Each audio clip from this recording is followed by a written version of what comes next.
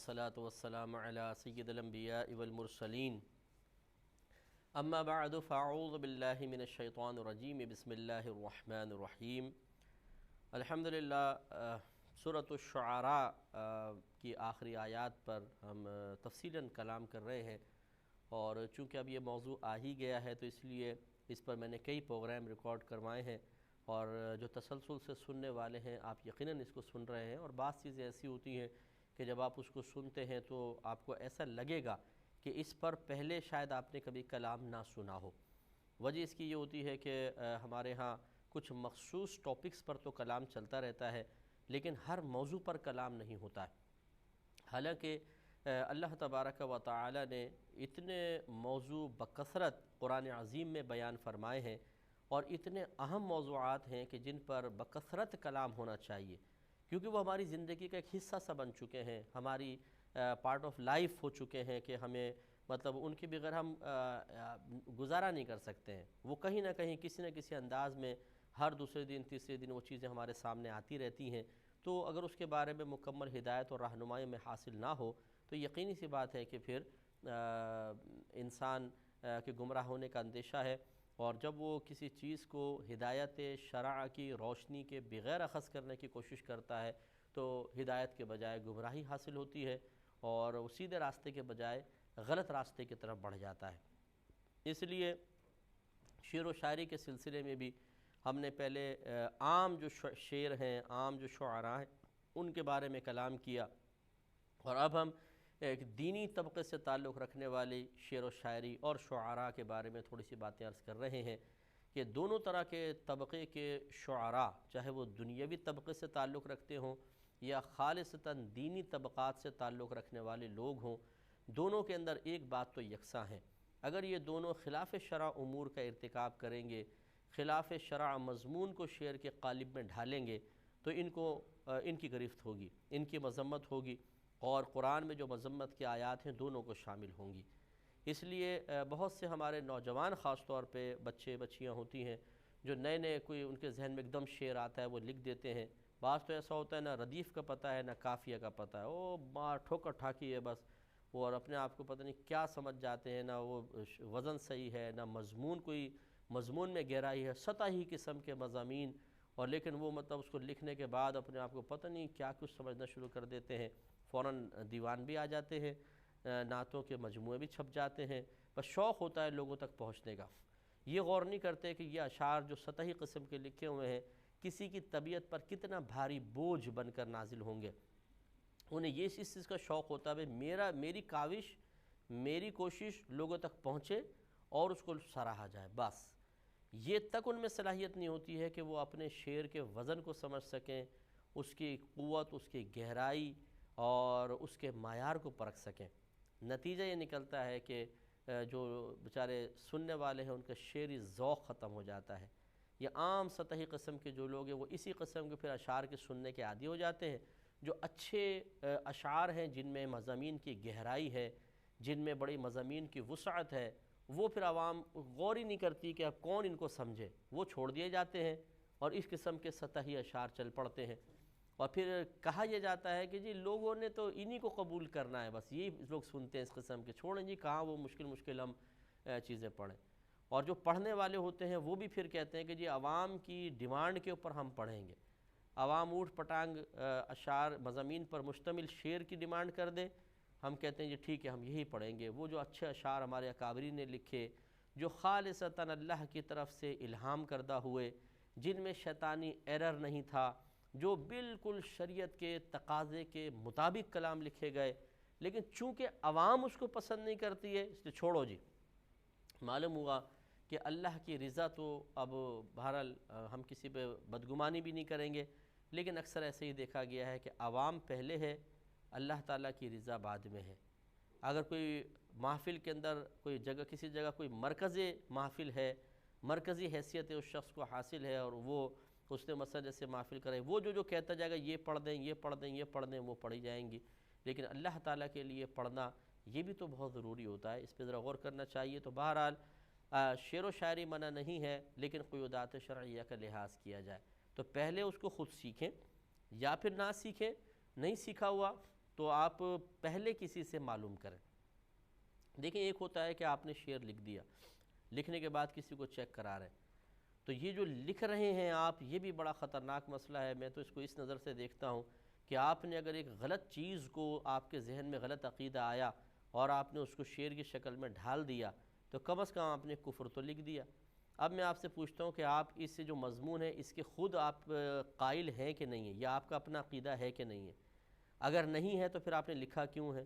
اور اگر ہے تو اگر وہ کفریہ ہے تو پھر آپ کے اوپر طرف تو حکم کفر متوجہ ہوگا۔ اس کا مطلب یہ ہوا کہ قلم وہی اٹھائے، خصوصاً اللہ اس کے رسول کے بارے میں، کہ جو پہلے علم سیکھ چکا ہو۔ ہمارا مشورہ تو یہی ہے بہرحال، لیکن بات وہی ہے جیسے ہم نے پچھلے پروگرام میں بھی عرض کیا تھا کہ بعض دین سے تعلق رکھنے والے حضرات ایسے ہوتے ہیں کہ انہیں کسی بھی جہت سے اگر عزت مل جائے تو وہ علماء کو بھی بہت معمولی نگاہ سے دیکھنا شروع کر دیتے ہیں۔ بلکہ ہم نے اس طرح کی کیفیات بھی دیکھی ہیں بعض لوگوں میں پیدا ہوتی ہوئی کیفیات، یعنی علماء کے پیچھے کون ہے؟ ہمارے پیچھے تو ایک عوام کی جمع غفیر ہے عوام کا، یعنی کسی بھی وجہ سے اللہ نے اگر ان کو مرکز نکاح بنا دیا ہے عوام میں، تو وہ سمجھتے ہیں کہ اب علماء جن کے پیچھے لوگ بظاہر نظر نہیں آتے ہیں، وہ ہم اس قابل نہیں ہیں کہ وہ ہماری اصلاح کریں کیونکہ میرے پیچھے ایک عوام ہے۔ یہ بھی ایک بہت ہی میجر مسٹیک ہے اور یہ بہت بڑا تکبر ہے جو شاید اس شخص کے ایمان کو زائل کر دے اور اس کی ساری سمجھداریاں دنیا کے اندر رہ جائیں، اور میدان محشر میں جب طبقہ علماء کو حقیقی طور پہ اللہ تعالیٰ عزت عطا فرمائے گا، کیونکہ وہاں پہ آپ کی عزت نہیں چلے گی۔ یہاں تو ہم کسی کو بھی کوئی بھی چیز کو معیار بنا کے عزت دے دیتے ہیں۔ اگر کسی کی دعا کام کر گئی، وہ فاسق ہے، فاجر ہے اور بے نمازی ہے، لیکن بابا نے دعا کر دی ہمارے لیے، ہم اس کو سر پہ بٹھا لیتے ہیں، لاکھوں روپے بھی دیں گے، اس کو عزت بھی دیں گے، کھانے بھی کھلائیں گے، سب کچھ۔ ہمارے نزدیک گویا کہ ایک معیار ہے کہ میری ضرورت پوری ہو جائے اس کی دعا سے، تو میرے نزدیک یہ بزرگ ہے۔ لیکن اللہ تبارک و تعالیٰ اس کے رسول کی بارگاہ میں بھی وہ بزرگ ہے کہ نہیں ہے، یہ دیکھا جائے گا۔ اس پہ بھی میں بہت کلام کر چکا ہوں، اور میرا تو اپنا ایک بس ذہن ہے، مطلب جو ہم تو قرآن و حدیث کے مطابق بات کریں گے، چاہے اس میں کوئی ناراض ہو چاہے راضی ہو۔ ہاں غلط بات نہیں ہوگی انشاءاللہ، غلط ہے تو پھر ہماری اصلاح کر دی جائے، لیکن جو اصلاح کرے پھر وہ پہلے قرآن و حدیث پڑھ کر آئے اچھی طریقے سے، کیونکہ پھر ہم اس کے سامنے جب دلائل پیش کریں گے تو وہ اوٹ پٹانگ نہ مارے، اپنا بھی وقت ضائع نہ کرے، ہمارا بھی وقت ضائع نہ کرے۔ خلاصہ کلام یہ ہے کہ یہاں تو جس کسی کو ہم عزت دے رہے ہیں کسی کو نہیں دے رہے ہیں، یہ ہماری مرضی پر موقوف ہو سکتا ہے، لیکن میدان محشر میں ایسا نہیں ہوگا کہ آپ یہ کہیں کہ جی ہم تو وہاں پہ بھی علماء کو چھوڑ دیں گے، مثلا مثال کے طور پہ وہ کہے ہم تو فلاں فلاں کو عزت دیں گے، یہ نہیں ہوگا۔ وہاں پر ہر ایک چونکہ عین الیقین اس کو حاصل ہو جائے گا، جنت بھی سامنے ہوگی، جہنم سامنے ہوگی، اللہ تبارک و تعالیٰ اپنی شان کے لائق تجلی فرما رہا ہوگا، بھوک ہوگی، پیاس ہوگی، ندامت ہے، پچھتاوا ہے، ذلت ہے، رسوائی ہے، انبیاء علیہ السلام ہیں، آدم علیہ السلام سے لے کر قیامت تک جتنے لوگ آئے ہیں، انسان، جن اور جانور، چرندے، پرندے، حشرات الارض، سارے ایک مقام پہ جمع ہوں گے۔ وہاں پر اب وہ چیز نہیں چلے گی کہ جی ہم تو اس کو عزت دیں گے اس کو، اب تو وہاں پہ انسان ڈھونڈے گا، ایسا سہارا ڈھونڈے گا کہ جس سہارے کو پکڑ کر وہ جنت تک پہنچ سکے، اور اس میں سب سے بڑا سہارا انبیاء علیہ السلام ہوں گے۔ اس کے بعد بڑا سہارا جو ہے وہ صحابہ کرام علیہم رضوان ہوں گے، اس کے بعد بڑا سہارا اولیاء اعظام ہوں گے، اس کے بعد بڑا سہارا پھر علماء اور مفتیان کرام ہوں گے۔ یہ طبقہ جو، اور ان سب میں ایک چیز مشترک ہے، علم۔ نبی بھی علم صاحب علم ہوتا ہے، ہر صحابی صاحب علم ہوتا ہے، ہر اللہ کا ولی، ولایت تو ملتی ہی اس کو ہے جو عالم ہوتا ہے، جاہل کو کبھی ولایت نہیں ملے گی، عالم کو ولایت ملے گی، اور مفتیان کرام کا مقام تو عام عالم سے زیادہ ہوتا ہے۔ تو خلاصہ کلام یہ ہے کہ وہاں پر تو ہر ایک عزت دینے پر مجبور ہو جائے گا، کیونکہ اس کی سمجھ لیں ہم سطحی لفظ میں کہتے ہیں نا گوٹ پھنسی ہوئی ہے، کہ اب تو مجبوری ہے جی کرنا ہے، کیونکہ اسے نظر آئے گا کہ ان کی آج عزت ہے، آج اللہ کی بارگاہ میں اگر کسی کا مقام ہے تو ان کا ہے۔ وہاں پہ چونکہ عزت اور ذلت کا حقیقی معیار سامنے آ کے اس کے مطابق اللہ کی طرف سے دیے گئے اصول و ضوابط کی روشنی میں عزتیں تقسیم ہو رہی ہوں گی، نہ یہ کہ جس کو چودھری صاحب انعام دے دیں، جس کو حاجی صاحب نے گلے میں ہار پہنا دیا، جس کو عوام نے سر پہ بٹھا لیا، ایسا نہیں، وہاں پہ اللہ کا معیار چلے گا۔ اس لیے نبی کریم صلی اللہ علیہ وسلم کا فرمان ذی شان ہے کہ بعض انبیاء بعض نبی میدان معاشر میں اس طرح آئیں گے کہ ان کے ساتھ فقط ایک امتی ہوگا، ایک امتی، یعنی پوری امت ان پر ایمان نہیں لائے گی، وہ کافر رہے گی، ایک شخص ایمان لائے گا، وہ اسی کو لے کر آ رہے ہوں گے۔ تو آپ بتائیے کہ کیا اس نبی کی میدان معاشر میں کوئی ویلیو نہیں ہوگی،